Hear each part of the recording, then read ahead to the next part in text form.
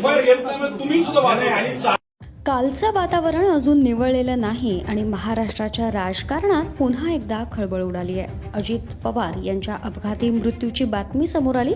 मात्र हा अपघात साधा नसून घातपात असल्याचा गंभीर आरोप पुढे येतोय. मेंटेनन्समधील त्रुटी आणि संबंधित कंपनीच्या निष्काळजीपणामुळेच हा अपघात घडल्याचा दावा करण्यात येतोय. डीजीसीएच्या अहवालात व्हीएसआर कंपनीचा हलगर्जीपणा स्पष्ट झाल्याचं सांगितलं जात आहे. मात्र सर्वात मोठा प्रश्न, ठोस पुरावे असतानाही एफआयआर का दाखल होत नाही. रोहित पवार काल थेट मरीन ड्राईव्ह पोलीस स्टेशन इथं पोहोचले. संबंधित अधिकाऱ्यांवर सदोष मनुष्यवधाचा गुन्हा दाखल करण्याची त्यांनी ठाम मागणी केली. पण पोलिसांनी एफआयआर घेण्यास नकार दिला आणि त्यानंतर पोलीस ठाण्यात चांगलाच राडा झाल्याचं पाहायला मिळालं. आज पुन्हा एकदा रोहित पवार आणि युगेंद्र पवार बारामती पोलीस स्टेशन इथे दाखल झाले. अपेक्षा होती की बारामतीत तरी एफआयआर दाखल होईल, पण इथेही पोलिसांनी हात वर केले. रोहित पवार संतापले. पोलीस नेमकं कोणाच्या सांगण्यावरून काम करत आहेत असा थेट सवाल त्यांनी उपस्थित केला. आम्हाला सांगा, सीआयडी आम्हाला माहित नसेल कोणाला बोलवलं, सीआयडी नाही. त्याचा रोहित सिंग अमेरिकेत जाऊन आला, तो दिल्लीत येऊन बसला, सीआयडी त्याला अजून नाही बोलवलं. व्हीके सिंग जो मालक आहे त्याला अजूनपर्यंत बोलवलं नाही. त्याच्याबरोबर मेंटेनन्स करणारा महाराष्ट्रात बसणारा जो त्यांचा माणूस आहे त्यालाही अजून बोलवलं नाही. सीसीटीव्ही बद्दल फक्त इथले गोळा केले त्यांनी आम्हाला काल.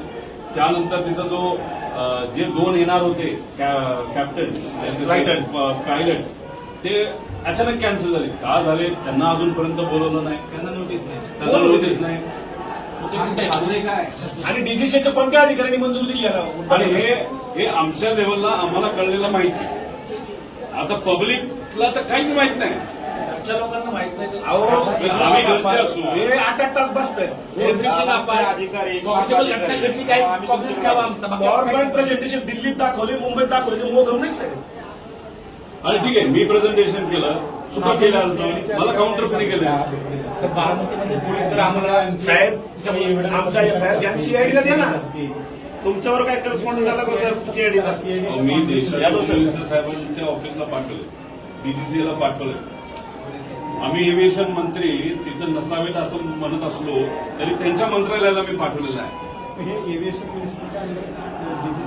त्याला व्हीएसआर कंपनी जी आहे त्याचे आणि त्या डीजीसी जी पार्टी आहे त्याचे जे प्रमुख आहे त्यांचं कमर्शियल रिलेशनशिप आहे. म्हणून व्हीएसआरला वाचवत आहे.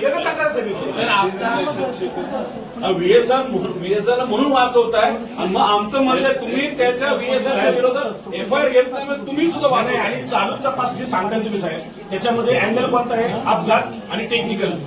क्रिमिनल चौकशी कोण करत? 5 लोकांच्या मृत्यूची आमची बोट आहे, बाकी आमचं काहीच म्हणणं नाही. सिंपल एकदम 5 लोक मयत झाले एका ऍक्सिडेंटमध्ये. आमची ऍक्सिडेंटची एफआयआर आणि आमच्या तपासामध्ये काही येऊ दे.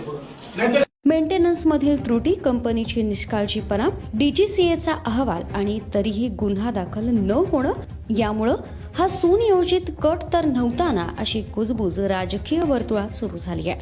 महाराष्ट्रात राजकारण आधीच तापलेलं आणि आता या प्रकरणामुळे नवा वाद पेटण्याची चिन्ह